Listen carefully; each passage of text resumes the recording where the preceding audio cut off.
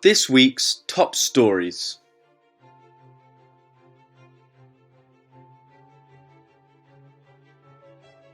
World's smartest cities revealed.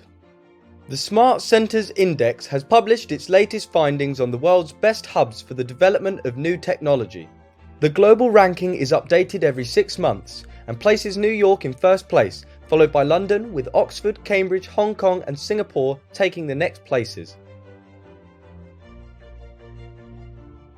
HSE advises on COVID and ventilation in offices. The approved Code of Practice to the Workplace Health, Safety and Welfare Regulations states that air introduced to spaces should, as far as possible, be free of any impurity which is likely to be offensive or cause ill health.